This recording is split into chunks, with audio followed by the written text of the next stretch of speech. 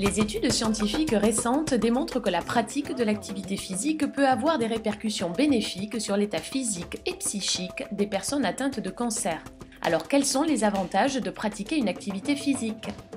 Déjà l'intérêt par rapport à la fatigue et aussi sur rechute sur certains types de cancers. Récupérer au niveau musculaire ou pour éviter de perdre au niveau musculaire pendant les traitements.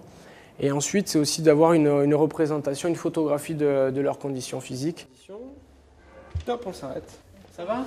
Pas trop essoufflé ? L'activité physique adaptée et identifiée par les patients est reconnue scientifiquement par les soignants. On a connu, nous, des moments où les médecins disaient restez bien tranquille chez vous, reposez-vous, restez sur votre canapé, prenez votre temps. C'est des choses qu'on entend de moins en moins. C'est une des raisons qui ont amené la Ligue à créer au sein des comités des ateliers dédiés à l'activité physique adaptée.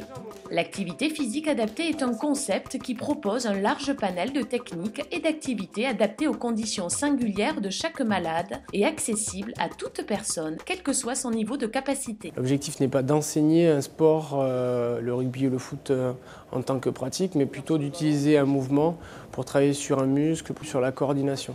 Utiliser la passe de rugby pour travailler la rotation du tronc par rapport au membre inférieur. Ça m'apporte beaucoup au niveau de l'équilibre et de l'attention et des réflexes.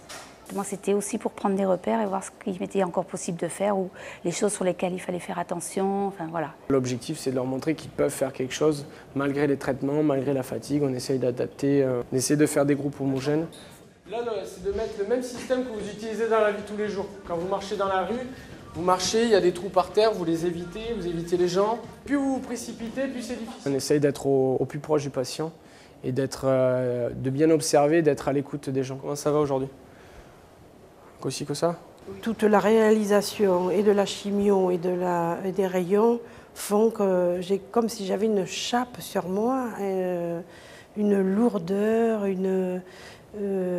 justement mes muscles qui n'ont plus envie de travailler. Et j'avoue que de venir ici, de se mettre en condition de se lever, de faire sa toilette et de venir, ça donne le coup de fouet. Pratiquer une activité physique est donc recommandé pendant et après les traitements pour de nombreuses raisons, parmi lesquelles la réduction de la fatigue due au traitement et à la maladie, la réduction du risque de récidive, l'amélioration de la vie relationnelle et de l'état psychologique et émotionnel de la personne.